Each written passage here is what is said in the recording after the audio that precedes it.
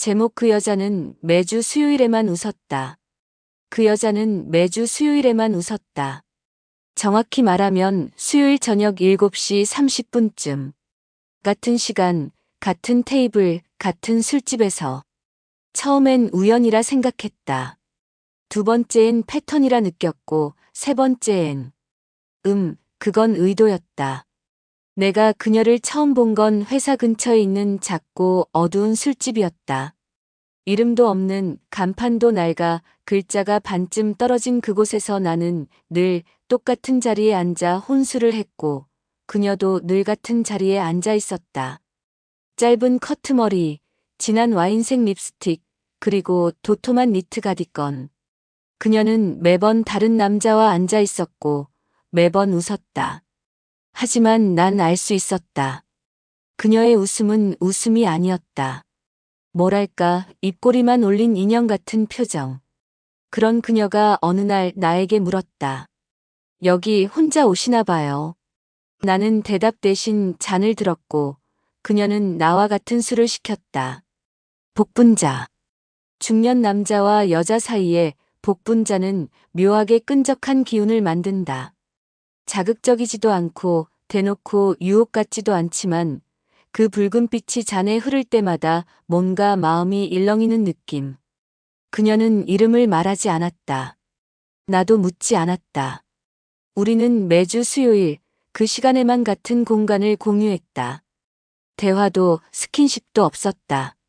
그냥 같은 술, 같은 시선, 같은 공기. 그런데 5주째 되는 날 그녀가 자리를 옮겼다. 내 맞은편으로. 그리고 말했다. 오늘은 그냥 그쪽이랑 마시고 싶네요. 나는 잠깐 숨을 멈췄다. 심장은 내가 예상하지 못한 리듬으로 뛰었다. 그녀는 나에게 물었다. 혹시 결혼했어요? 나는 웃으며 대답했다. 이혼했죠. 그녀도 고개를 끄덕이며 말했다. 저도요. 우린 그렇게 이혼자끼리의 축배를 들었다. 그날 처음으로 그녀는 진짜로 웃었다. 입꼬리뿐 아니라 눈까지, 볼까지, 마음까지 웃었다. 그리고 그날 밤 나는 그녀를 따라 나섰다. 비가 오고 있었고 그녀는 우산을 들지 않았다. 대신 내 팔에 손을 얹었다. 자연스러웠다. 우린 그녀의 오피스텔로 향했다. 강남 뒷골목에 있는 좁고 오래된 건물이었지만 깔끔했다. 벗어놓은 구두 2켤레. 하나는 남자 거였다. 나는 아무 말 하지 않았다. 그녀는 대수롭지 않다는 듯 조용히 말했다. 전 남편이 가끔 와요. 새 들어 살고 있는 남자죠. 그 말에 나는 웃었다. 그리고 속으로 말했다. 나도 오늘부터 새 들어 살게요. 그녀는 잠시 멈추더니 내게 다가왔다. 그리고 아주 천천히 내 셔츠 단추를 하나씩 풀기 시작했다. 조명은 흐릿했고 와인빛 립스틱은 어느새 지워져 있었고 그녀의 손끝은 차가웠지만 몸은 뜨거웠다. 우리는 말없이 조심스럽게 그러나 거침없이 서로를 탐했다. 밤이 깊어갈수록 그녀의 숨소리는 짧아졌고 내 입술은 그녀의 목덜미를 지나 어깨를 따라 내려갔다. 수요일 밤은 그렇게 지나갔다. 그날 이후 그녀는 나를 매주 수요일마다 초대했다. 다른 날은 연락도 없고 전화도 받지 않았다. 오직 수요일만 우리 둘의 시간이 허락되었다. 하지만 난 그 이상을 원하게 되었다. 이상하게도 욕심이 생겼다. 그녀의 진짜 이름, 그녀의 낮, 그녀의 일상. 어느 날 나는 그녀의 뒤를 따라갔다. 수요일 낮 그녀는 모병원의 간호복을 입고 나왔다. 그녀의 표정은 차가웠고 손에는 환자 기록지가 들려 있었다. 그리고 병원 앞에서 어떤 남자가 그녀를 안았다. 그녀는 밀치지 않았다. 오히려 그 남자의 어깨에 얼굴을 묻었다. 나는 숨이 턱 막혔다. 그날 밤 그녀는 내게 말했다. 다음 주 수요일 우리 보지 말아요. 나는 아무 말도 하지 못했다. 그녀는 내 눈을 피하며 말했다.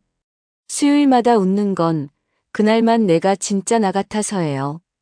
평일엔 간호사, 주말엔 엄마, 월요일엔 가장, 근데 수요일은 그냥 여자인 날이죠. 나는 그녀를 안고 말했다. 당신 매일 여자인 거 몰랐어요? 그녀는 울면서 웃었다. 나는 그날 그녀에게 말했다. 수요일 말고 오늘도 웃어요. 매일 나랑. 그녀는 대답하지 않았다. 대신 문을 닫았다. 그 뒤로 그녀를 보지 못했다.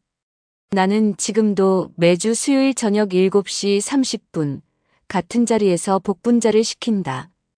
혹시나 그녀가 다시 웃으며 나타날까봐. 그녀가 사라진 수요일은 유난히 조용했다. 비도 바람도 사람도 아무것도 움직이지 않는 것 같았다. 술집도 마찬가지였다. 원래 시끌벅적한 동네였지만 그날만큼은 마치 시간이 멈춘 듯 했다. 나는 복분자를 시켰지만 한 잔도 들이키지 못했다. 잔 속에 담긴 붉은 액체가 그녀의 립스틱처럼 보였고 자꾸만 그날 밤의 온기가 혀끝에 남아 있었다. 그녀는 왜 떠났을까? 아니, 떠났다는 표현보단 끊었다는 게 더 맞는 것 같았다. 수요일의 관계, 일주일에 단 한 번의 자유를 포기한 건 그녀였다. 나는 더 이상 감정을 숨기고 싶지 않았다. 그래서 병원으로 갔다. 며칠간 기다려서야 그녀를 볼 수 있었다. 하얀 복장, 단정한 머리, 무표정한 얼굴. 그녀는 마치 전혀 다른 사람이었다. 나를 못 본 척 지나치려던 그녀의 팔을 잡았다. 그리고 말했다. 우리 이렇게까지 모르는 사이였나요? 그녀는 주변을 둘러보더니 날 데리고 병원 근처 작은 공원으로 갔다. 앉자마자 그녀가 먼저 말을 꺼냈다. 제가 잠깐 미쳤었나 봐요. 그 시간만큼은 아무 생각 없이 웃고 싶었는데 선을 넘었죠. 내 마음속 뭔가가 와르르 무너졌다. 그녀가 그랬다면 나는 아예 정신을 놨었다. 매주 수요일을 기다리는 나날, 그녀를 다시 웃게 만들 생각만 하며 보냈던 일주일들. 나는 조용히 말했다. 그게 미친 거면 나도 같이 미쳐 있었어요. 그녀는 고개를 숙였다. 그리고 무릎 위에 놓인 손을 꽉 쥐었다. 거기에 반지가 있었다. 얇은 금 반지, 무광. 그녀는 내 시선을 느꼈는지 반지를 빼서 주머니에 넣었다. 그제야 말했다. 이혼한 거 아니에요. 그냥 각방 쓰는 거죠. 같은 집에 살고 같은 공기를 마시고 같은 부부로 보여야만 하는 관계. 나는 한동안 아무 말도 못했다. 그 상황이 너무 현실적이었고 흔했고 동시에 너무 잔인했다. 그녀는 물었다. 이제 그만할래요? 아니면 더 망가질래요? 나는 선택하지 않았다. 대신 자리에서 일어나 그녀에게 손을 내밀었다. 그녀도 천천히 내 손을 잡았다. 우린 또다시 그녀의 오피스텔로 향했다. 그날은 수요일이 아니었지만 그보다 더 숨막히는 밤이었다. 그녀는 한동안 말을 하지 않았다. 대신 욕실에서 나온 그녀는 로브 하나만 입고 내 옆에 앉았다. 피부는 차가웠고 눈은 붉었다. 나는 그녀의 어깨를 감싸 안았다. 그녀는 내 가슴에 얼굴을 묻었다. 그리고 조용히 말했다. 나 그 사람이랑 18년 살았어요. 근데 손 한 번 안 잡고 산 지 6년이 넘었어요. 그냥 살다 보니까 그렇게 됐어요. 난 왜 이 말이 이렇게 슬프게 들렸는지 몰랐다. 욕망보다 더 깊은 외로움, 육체보다 더 아픈 무관심. 나는 그녀의 얼굴을 들었다. 그리고 천천히 입을 맞췄다. 이번엔 단순한 키스가 아니었다. 입술 끝에, 코끝에, 뺨에, 이마에 그녀가 그동안 숨겨왔던 모든 외로움을 다 빨아들이는 듯한 그런 키스였다. 그녀는 떨리는 손으로 내 목을 감았다. 입김이 겹쳤고 숨결이 얽혔고 옷은 벗겨졌다. 우린 다시금 서로의 온도로 살아있음을 증명했다. 그날 밤 그녀는 처음으로 내 이름을 불렀다. 아주 작게 하지만 확실하게. 나는 들었다. 그리고 대답했다. 당신 이름도 알려줘요. 그녀는 잠시 망설이더니 말했다. 수진이에요. 너무 평범한 이름이었지만 그 순간엔 그렇게 특별해 보일 수 없었다.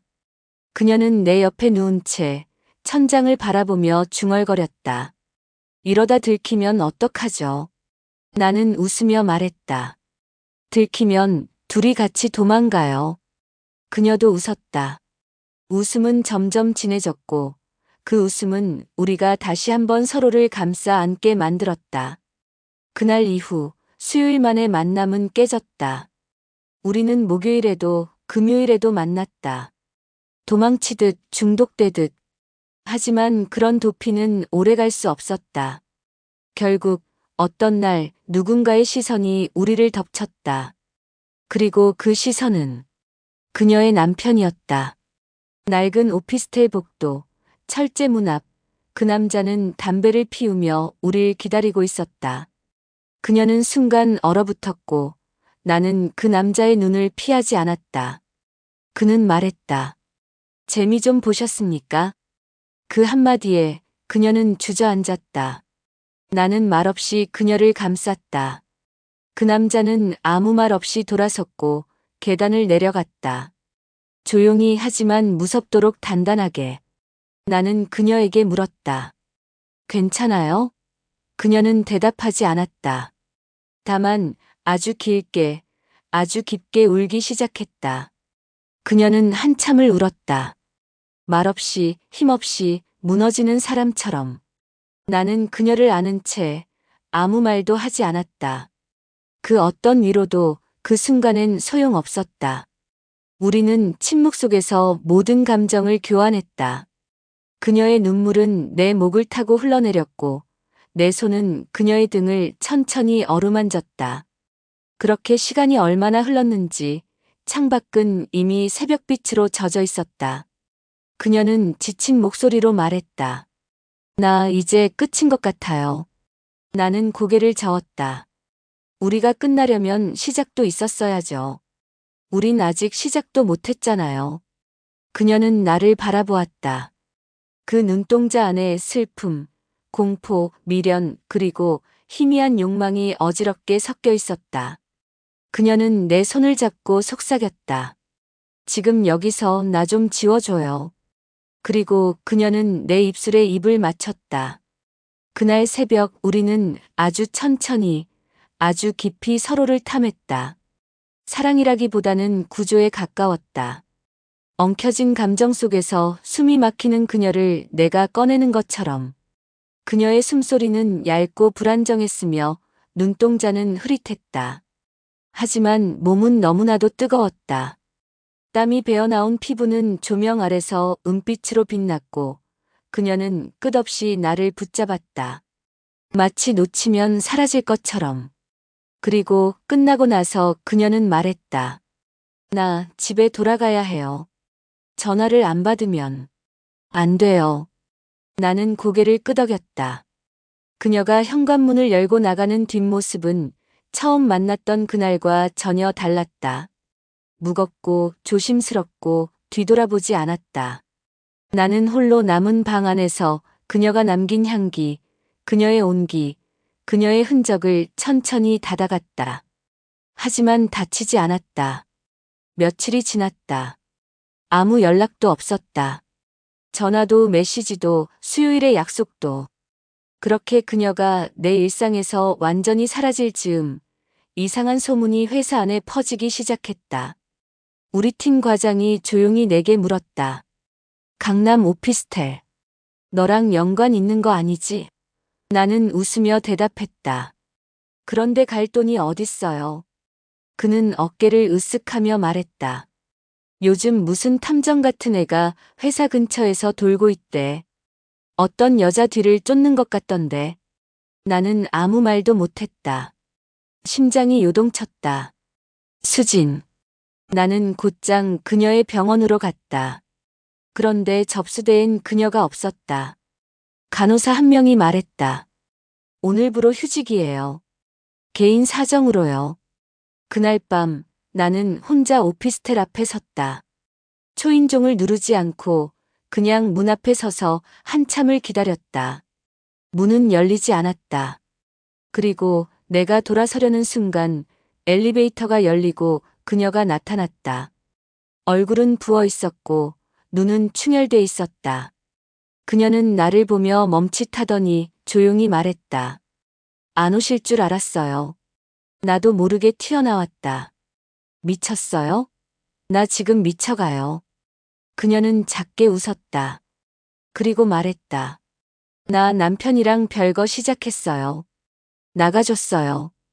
진짜. 나가줬어요. 나는 그녀를 끌어안았다. 숨이 멎을 정도로 세게. 그녀는 내 품에 안긴 채 말했다. 그 사람이 아무 말도 안 했어요. 그냥 이틀 후에 짐 싸서 나갔어요. 우리 얘기도 꺼내지 않았고 화도 안 냈어요. 그냥 더 이상 나한테 관심이 없었나 봐요. 나는 그녀의 얼굴을 들어 올렸다. 그리고 말했다. 그럼 이제 진짜 시작해요. 우린 함께 방 안으로 들어갔다. 이번엔 두려움도 불안도 죄책감도 없었다. 오직 해방만 있었다. 그녀는 침대에 몸을 던졌고 나는 천천히, 아주 천천히 그녀를 덮쳤다. 그날 밤 그녀는 온몸으로 웃었다. 목소리로, 손끝으로, 허벅지로, 그리고 마지막으로 내 등 위에 남긴 손톱 자국으로. 수요일이 아니었지만 그 웃음은 내가 본 것 중 가장 진짜 같았다. 그리고 바로 그 다음 날, 그녀의 남편에게서 메시지가 왔다. 잘 쓰세요. 근데 조심하세요. 그 여자는 수요일마다 다른 남자랑 웃었어요. 당신이 몇 번째인지는 나도 몰라요. 메시지를 본 순간 숨이 멎는 줄 알았다. 단 한 문장이었다. 짧지만 날카롭게 내 가슴 한가운데를 찔러왔다. 그 여자는 수요일마다 다른 남자랑 웃었어요. 당신이 몇 번째인지는 나도 몰라요. 처음엔 눈을 의심했다. 그녀의 남편 번호가 맞았다. 내가 한 번도 받아본 적 없던 번호. 그런데도 너무 익숙한 번호.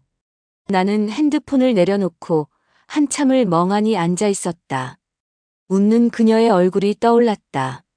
복분자 잔을 들고 입꼬리를 올리고 내 앞에 앉아있던 그 순간들. 그게 나만의 게 아니었을까? 다른 누군가도 그녀의 웃음을 보며 같은 착각을 했던 걸까? 나는 술집으로 갔다. 처음 만났던 그 자리. 그녀가 항상 앉아있던 자리. 그 자리에 앉아 몇 시간이고 바라봤다. 누가 들어오는지도 모른 채, 술이 얼마나 비워졌는지도 모른 채. 그런데 익숙한 향기가 내 옆에서 멈췄다. 그녀였다. 수진. 그녀는 아무 말 없이 앉았다. 오랜만이에요. 그녀는 조용히 웃었다. 그리고 물었다. 무슨 일 있었어요? 얼굴이 좀 달라 보여요. 나는 핸드폰을 꺼내 그녀에게 보여줬다. 남편의 메시지를. 그녀는 가만히 바라보다가 다시 술을 들었다. 그리고 아주 천천히 말했다. 그 사람. 질투 안 해요. 증오도 안 해요. 그냥 모든 걸 내려놨어요. 그래서 저도 무너졌어요. 나는 물었다. 그 메시지 사실이에요? 그녀는 고개를 돌렸다. 그리고 대답했다. 그건 사실이기도 하고 아니기도 해요. 나는 그 말이 더 아팠다. 그녀는 말을 이어갔다. 수요일 저한텐 유일한 숨구멍이었어요. 너무 많은 걸 포기하고 너무 오랫동안 참았어요. 그 시간만큼은 그냥 살아있는 기분이었어요. 나는 물었다. 그게 나만이 아니었어요? 그녀는 고개를 끄덕였다. 미안해요. 그 시간마다 누군가 있었어요. 다르게 웃었고, 다르게 마셨고, 다르게 안겼어요. 하지만 나는 다시 물었다. 나는요? 나는 그 중 하나였어요? 그녀는 내 눈을 똑바로 보며 말했다. 아니요. 당신은 매주 마지막에 남은 사람이었어요. 나는 매주 당신한테 돌아왔어요. 난 그 말이 뭔지 몰랐다. 무슨 의미인지, 어떤 감정인지. 배신일까, 선택일까, 잔인함일까. 그녀는 이어서 말했다. 이상하게 당신이랑 있을 땐 죄책감이 들었어요. 다른 남자랑 있을 땐 그냥 공허했는데 당신이랑 있을 땐 내가 사람 같아서 더 무서웠어요. 그래서 더 늦게, 더 오래, 더 깊이 남았어요. 나는 잔을 들었다. 그리고 물었다. 지금도 나한테 오고 있는 거예요? 그녀는 고개를 끄덕였다. 남편이 떠나고 나서 다시 만났던 건 당신뿐이에요. 믿기 힘들겠지만 당신이 처음이자 마지막이에요. 나는 가슴속 무언가가 무너지는 소리를 들었다. 동시에 아주 작은 무언가가 다시 피어나는 소리도. 증오와 애정이 뒤섞였고 미련과 욕망이 충돌했다. 나는 말했다. 수요일마다 웃었던 당신을 내가 다시 사랑할 수 있을까요? 그녀는 조용히 손을 내밀었다. 그리고 속삭였다. 사랑은 선택 아니잖아요. 그냥 시작되는 거죠. 나는 그 손을 잡았다. 손끝이 떨렸다. 그녀는 말했다. 오늘 우리 집 갈래요? 나는 고개를 끄덕였다. 이번엔 그녀가 나를 이끌었다. 오피스텔이 아닌 진짜 그녀의 집. 남편이 떠나고 난 뒤에도 여전히 남겨진 그 공간. 그녀는 나를 침실로 데려갔다. 침대에는 여전히 두 사람이 쓰던 흔적이 남아 있었다. 나는 그 위에 앉아 그녀를 끌어당겼다. 그리고 천천히 옷을 벗겨냈다. 이번엔 다르다. 그렇게 생각했다. 이건 도피가 아니라 대면이다. 그녀의 상처, 내 상처, 서로의 진실. 벗겨진 피부 아래 여전히 흔들리는 마음을 껴안았다. 그녀는 내 목덜미에 입을 맞췄고 나는 그녀의 등 뒤로 손을 돌려 남은 옷을 모두 벗겨냈다. 숨이 겹치고 땀이 섞이고 심장이 하나처럼 뛰었다. 그날 밤 나는 처음으로 그녀 안에서 울었다. 목소리 없이 말도 없이 그저 조용히 그녀의 품 안에서. 그녀는 모든 걸 받아줬다. 죄책감도 분노도 후회도 사랑도. 그리고 그렇게 말없이 우리는 다시 하나가 됐다. 하지만 바로 그 다음날 아침 침대 옆 협탁 위에 놓인 휴대폰에서 또 다른 메시지가 도착했다. 이번엔 다른 남자 이름이었다. 오늘도 수요일 맞죠? 보고 싶어요. 수진 씨. 그녀는 자고 있었다. 베개에 엎드린 채 가느다란 숨소리를 내며 나는 천천히 몸을 일으켰다. 그리고 협탁 위에 휴대폰을 다시 봤다. 분명했다. 다른 남자의 메시지. 오늘도 수요일 맞죠? 보고 싶어요. 수진 씨. 그 한 줄이 내 눈을 뚫고 가슴까지 파고들었다. 마치 어젯밤 그녀의 품에서 흘린 눈물조차 허락되지 않는 기분. 나는 침대 옆에 앉아 그녀의 등을 바라봤다. 부드럽고 따뜻했던 그 등이 갑자기 낯설게 느껴졌다. 내가 본 게 진짜 그녀였을까? 그녀는 그 순간 눈을 떴다. 그리고 내가 그 문자를 보고 있다는 걸 알아챘다. 아무 말 없이 우리 둘 다 잠시 멈춰 있었다. 그녀가 먼저 입을 열었다. 그 사람 예전 수요일 중 하나였어요. 아직도 연락 와요. 그냥 무시하고 있었어요. 나는 물었다. 그런데 왜 지우지 않았어요? 왜 여전히 연락하게 놔뒀어요? 그녀는 말했다. 지우면 내가 뭘 했는지 잊게 될까 봐요.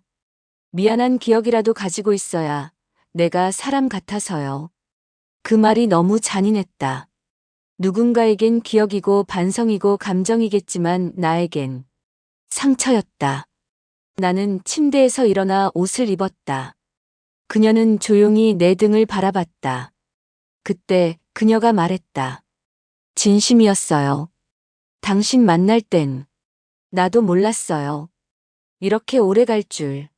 매주 바뀌던 그 시간에 자꾸 당신만 떠올랐어요.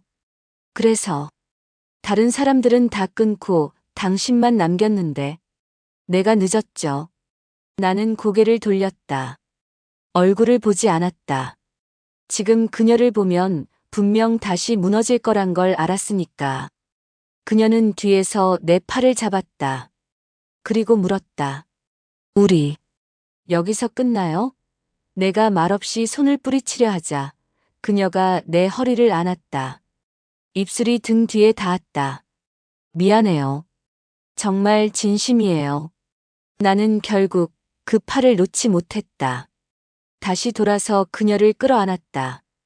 그리고 벽에 기대어 입을 맞췄다. 거칠게 마치 서로를 벌하듯이. 그녀의 다리가 내 허리를 감았고 나는 그녀를 벽에 밀착시킨 채 다시 그녀 안으로 파고들었다.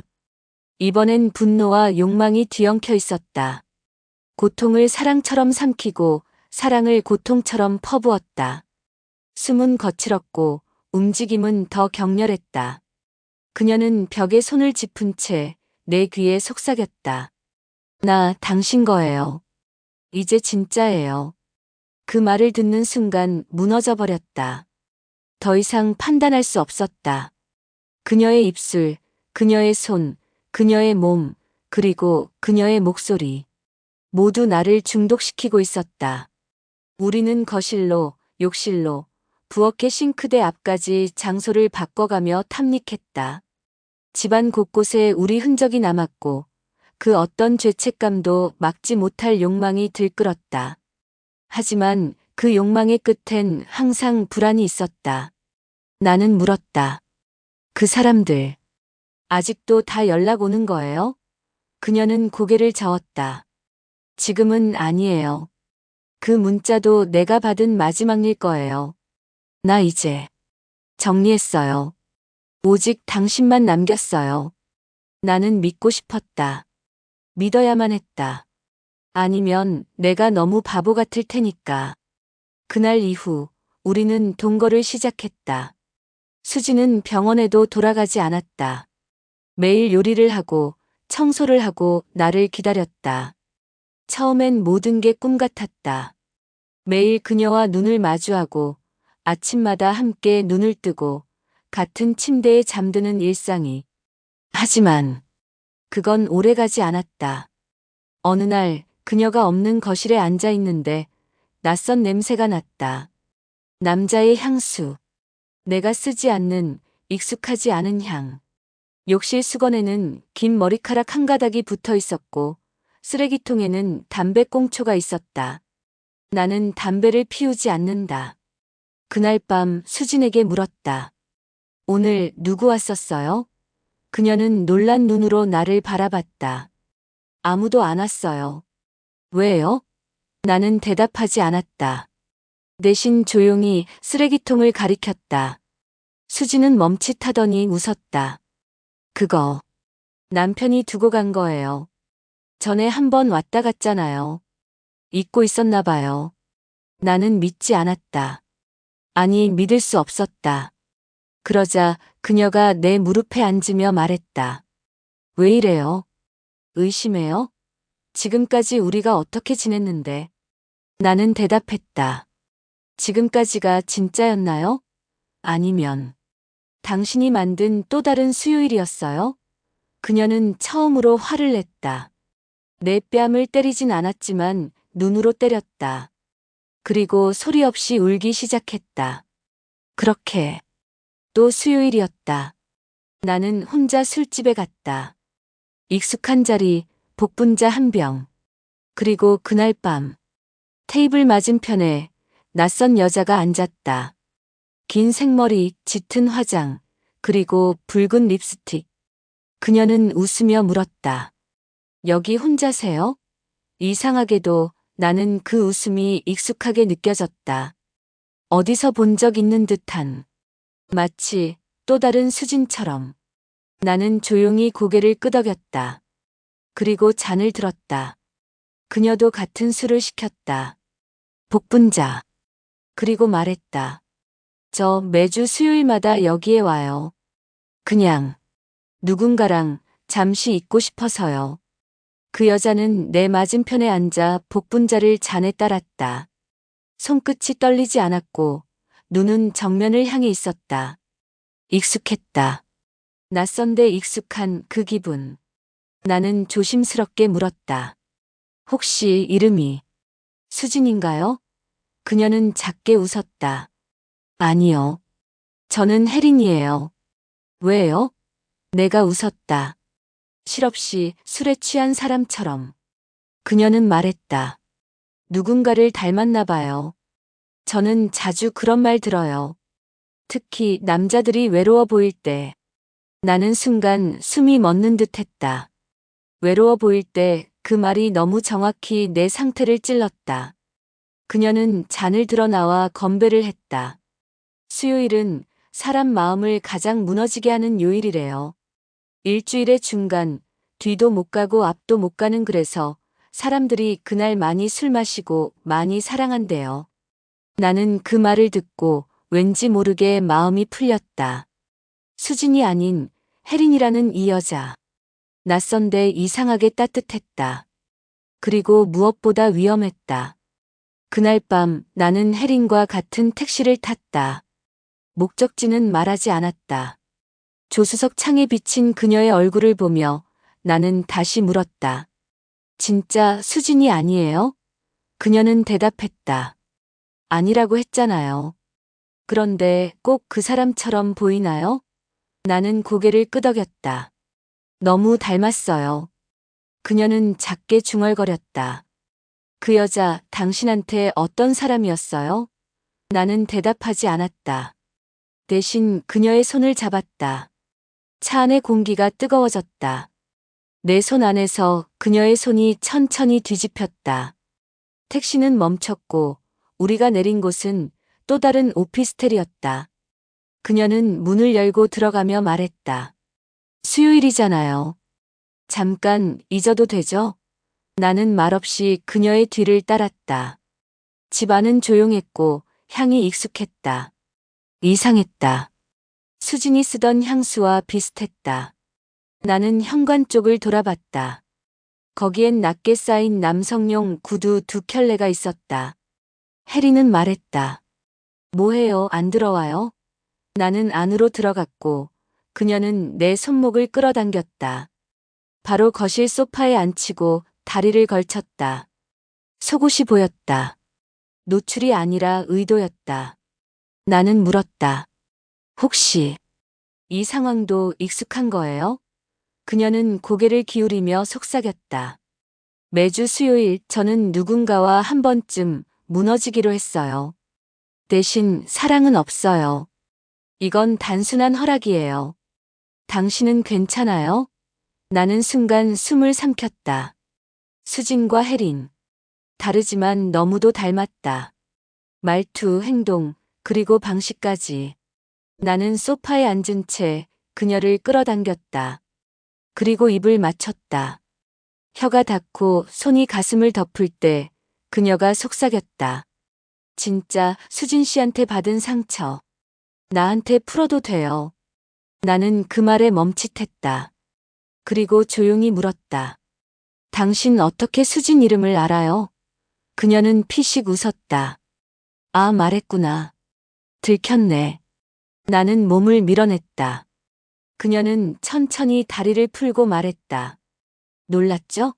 사실 나 그 여자 친구예요. 오래전부터. 우리가 수요일에 뭐 하는지 서로 공유했어요. 처음엔 그냥 재미였어요. 세상이 우리한테 기대하는 여자 모습이 너무 지겨워서 우리끼리의 놀이처럼 시작했어요. 각자 한 명씩 그날의 남자를 정하고 1시간, 2시간 함께 놀고 보고 때론 자고. 수진이 그랬어요. 당신만큼은 좀 오래 보고 싶다고. 근데 너무 오래 봤더라고요. 그래서 내가 대신 온 거예요. 수진이 무너질 것 같아서. 나는 아무 말도 하지 못했다. 거실은 고요했고 혜리는 다시 내 옆으로 다가왔다. 그리고 귓가에 말했다. 당신도 이제 수요일의 남자예요. 하지만 착각 마요. 사랑은 여기 없는 거니까. 그녀는 내 허리를 끌어당겼고 나는 저항하지 않았다. 혀가 닿고 숨이 엉켜가며 몸이 눌렸고 의식은 흐려졌다. 소파 위에서 우리는 격렬하게 엉켰다. 옷은 어디론가 던져졌고 숨소리는 점점 거칠어졌다. 나는 그녀의 목덜미에 이빨을 박았고 그녀는 허리를 들며 나를 받아들였다. 욕망은 빠르게 달아올랐고 이성은 빠르게 무너졌다. 우리는 그날 밤 아무 말 없이 서로를 쥐어뜯듯 안았다. 아침이 밝았을 땐 둘 다 말이 없었다. 그녀는 내게 커피를 내밀며 말했다. 수진한테는 말하지 말아요. 그녀는 당신을 아직 좋아하니까. 나는 웃었다. 혀를 깨문 듯한 웃음. 진짜 수진은 지금 어디에 있을까? 그녀는 나를 사랑한 걸까? 아니면 나도 그냥 매주 바뀌던 얼굴 중 하나였던 걸까? 아니면 둘 다였던 걸까? 혜린의 오피스텔을 나와 바람을 맞을 때 난 그제야 내가 무슨 짓을 했는지 깨달았다. 수진의 친구 혜린. 수진이 무너질까봐 대신 나타난 여자. 그녀와의 밤은 분명 쾌락이었지만 뭔가 씻을 수 없는 오점처럼 내 몸에 남았다. 나는 걸었다. 한참을 끝도 없이. 그리고 결국 다시 그 술집으로 돌아왔다. 복분자를 시켰고 아무도 없는 자리에서 잔을 채우고 마셨다. 머릿속이 뒤엉켰다. 수진의 입술, 혜린의 숨결, 수요일마다 웃는 여자들의 그림자. 그들의 게임, 그들의 방식, 그리고 그 사이에서 진심을 믿었던 나. 그때 문이 열렸다. 나는 고개를 들었다. 수진이었다. 머리가 길게 풀어져 있었고 어두운 베이지색 코트의 얼굴은 화장기 없이 창백했다. 그녀는 나를 보자마자 멈췄다. 눈이 붉었다. 울다 온 사람의 얼굴. 나는 아무 말 없이 잔을 들었다.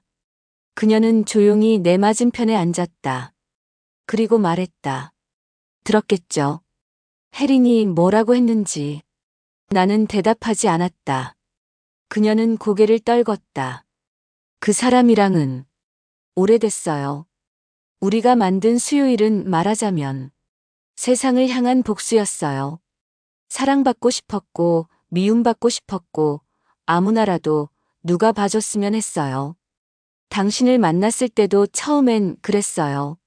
수요일의 한 사람. 그 이상도 이하도 아니었어요. 그런데 어느 날부터 당신이 수요일을 넘기기 시작했어요. 목요일에도 생각나고 금요일에도 그립고 월요일에는 만나고 싶어졌어요. 그게 무서웠어요. 왜냐면 이 게임은 사랑하면 지는 거였거든요. 나는 조용히 물었다. 그래서 날 밀어낸 거예요? 그녀는 고개를 끄덕였다. 내가 좋아지면 이 모든 게 진심이 되어버리잖아요. 그럼 내가 했던 모든 수요일들이 죄가 되고 상처가 되고 난 그걸 감당할 자신이 없었어요. 나는 웃었다. 조금 허탈하게 그리고 아프게. 그럼 이제요? 지금은 감당할 수 있어요? 수지는 고개를 들었다. 눈동자가 떨렸다. 당신 혜린이랑 잤죠? 나는 아무 말도 하지 않았다. 그녀는 눈을 감았다. 그리고 조용히 말했다. 알았어요. 당신도 이 게임 안으로 들어온 거예요. 그럼 이제 우리 둘만 남은 거네요. 승자 없는 놀이. 나는 묻고 싶었다. 정말 날 사랑한 적 있느냐고. 그 모든 순간, 숨결, 입술, 포옹극의 진심이었냐고. 하지만 묻지 않았다. 무서웠으니까. 대신 나는 말했다. 오늘 우리 마지막으로 마실래요? 수지는 고개를 끄덕였다. 다시 복분자를 시켰다. 잔이 채워졌고 우리는 눈을 맞춘 채 마셨다. 목이 타는 듯한 알코올이 내장을 훑고 내려가면서 마지막이라는 말이 더 아프게 느껴졌다. 수지는 잔을 내려놓고 내 손을 잡았다. 오늘 밤 마지막으로 나랑 가요. 나는 고개를 끄덕였다. 그날 밤 우리는 그녀의 집으로 향했다. 말없이 천천히. 현관을 들어서며 수지는 신발도 벗지 않고 나를 벽에 밀쳤다. 입술이 닿고 손이 옷 안으로 파고들고 허벅지가 내 다리를 감싸 올랐다. 이번엔 애절했고 격렬했고 동시에 눈물이 섞여 있었다. 그녀는 내 위에서 울며 움직였다. 나는 그 눈물을 입술로 닦으며 그녀를 품었다. 서로를 벌하듯 동시에 구원하듯 몇 번이고 겹치고 눌렸다. 벽, 바닥, 침대, 주방 테이블. 그녀는 그 어느 밤보다 격렬했고 나는 그 어느 밤보다 깊었다. 끝나고 나서 그녀는 내 품 안에서 조용히 말했다. 이제 난 수요일을 그만둘게요. 당신 덕분에 이 놀이를 끝낼 수 있을 것 같아요. 나는 대답하지 않았다. 그냥 그녀를 더 꼭 안았다. 그런데 다음 날 아침 그녀는 사라졌다. 흔적도 없이. 옷장엔 아무것도 없었고 핸드폰은 꺼져 있었으며 오피스텔은 비워져 있었다. 마치 처음부터 존재하지 않았던 사람처럼. 그리고 며칠 후 술집에 도착한 내게 바텐더가 쪽지를 건넸다. 낯선 종이. 그녀의 글씨였다. 이제 당신이 수요일을 가져요. 그건 내가 가장 사랑했던 시간이었어요. 나중에 누군가 그 시간을 물어오면 이렇게 말해주세요. 그 여자는 매주 수요일에만 웃었다. 그리고 난 그 웃음을 진짜로 믿었었다고요. 수진이 사라진 지 한 달이 넘었다. 오피스텔은 비어 있었고 병원도 사직했고 동료들은 그녀의 연락처조차 몰랐다. 그녀의 흔적은 서울 어딘가에선 여전히 살아있을지도 모르지만 내 눈엔 더 이상 닿지 않았다. 나는 여전히 매주 수요일마다 그 술집에 갔다. 복분자를 시켰고 같은 자리에 앉았고 같은 시계 아래에서 그녀를 기다렸다. 그런데 이상한 일이 반복됐다. 매주 수요일 나보다 먼저 누군가 복분자를 한 병 마시고 간 흔적이 남아 있었다. 바텐더가 물었다. 아, 그 여자분 오늘은 먼저 가셨던데요? 나는 아무 대답도 못했다. 어느 수요일에는 잔에 립스틱 자국이 남아 있었고 또 다른 수요일엔 영수증 뒷면에 낯익은 글씨로 이렇게 적혀 있었다. 웃는 건 아직 배워가는 중이에요. 그녀였다. 살아있었고 어딘가에서 나를 보고 있었다. 아니, 지켜보고 있었다. 그런데 왜 나타나지 않았을까? 왜 나를 시험하듯 흔적만 남기고 사라지는 걸까? 그러다 어느 날 술집을 나와 걷던 골목에서 어떤 여자와 어깨가 부딪혔다. 순간 향기가 코를 때렸다. 수진의 향. 나는 본능처럼 고개를 돌렸다. 하지만 그녀는 빠르게 얼굴을 돌리고 걸어갔다. 아무 말도 아무 시선도 없이. 난 따라갔다. 발걸음은 무거웠고 숨은 거칠었다.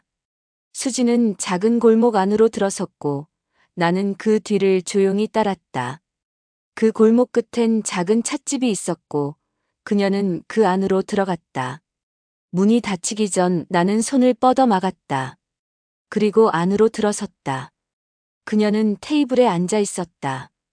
커피잔 앞에 손을 모은 채 고개를 숙인 모습. 내가 들어서자 천천히 고개를 들었다. 눈이 마주쳤다. 침묵. 그리고 그녀가 먼저 말했다. 나 도망간 게 아니었어요. 그냥 내가 어떤 여자인지 나도 모르겠어서요. 나는 조용히 앉았다. 그녀는 말을 이었다. 당신한테 솔직해지고 싶었어요. 정말 그랬어요.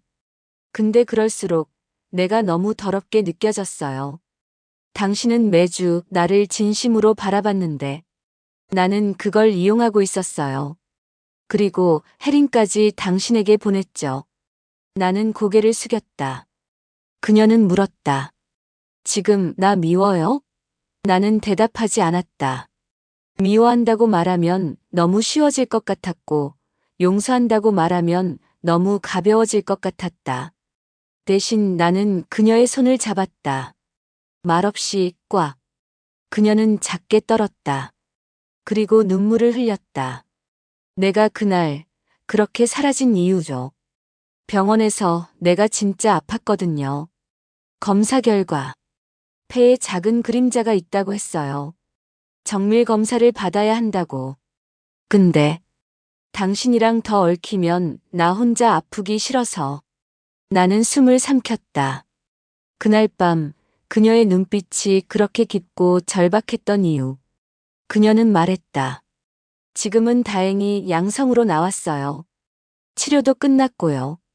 그래서 다시 웃을 수 있을까 싶어서 매주 수요일마다 술집에 갔어요. 당신 볼까 봐서요. 하지만 용기가 안 났어요. 나는 웃었다. 내가 당신 기다린 건 사랑해서였어요. 그런데 지금은 사랑하지 않으면 못 기다리겠어요. 그녀는 눈을 감았다가 다시 떴다. 그럼 다시 시작할 수 있을까요? 난 물었다. 이번엔 수요일만 웃는 거 아니죠? 그녀는 고개를 저었다. 이제 매일 웃을 수 있을 것 같아요. 당신이 옆에 있다면. 그날 이후 우리는 다시 시작했다. 예전처럼 뜨겁고 자극적이지는 않았지만 진짜였다. 손을 잡고 걷고 같은 식탁에서 밥을 먹고 서로의 일상을 나누고 때론 싸우고 화해하고. 한 달쯤 지났을 무렵 수진이 작은 상자를 내게 건넸다. 안에는 하얀 셔츠가 들어있었다. 셔츠 안쪽 단추에는 자그마한 자수가 놓여 있었다. 웬즈데이. 나는 웃으며 물었다. 이게 뭐야? 그녀는 말했다. 당신은 내게 매일이 수요일 같았어요. 설레고 두렵고 미치겠고 진심이 되는 날. 그래서 이제부터는 당신이 내 수요일이에요. 그 말이 너무 따뜻해서 나는 입을 맞췄다. 그 키스는 길었고 깊었고 다시는 놓치지 않겠다는 약속이었다. 그리고 그날 밤 복분자 한 병을 꺼내 테이블 위에 올려놨다. 그녀가 웃었다. 오늘은 수요일 아니에요. 나는 말했다. 우리한텐 이제 매일이 수요일이잖아요. 그녀는 조용히 웃었고 나는 그 웃음을 지켜봤다. 끝끝내 진심이었던 단 한 번의 사랑. 그 여자는 매주 수요일에만 웃었다. 그리고 나는 그 웃음을 영원히 믿었다.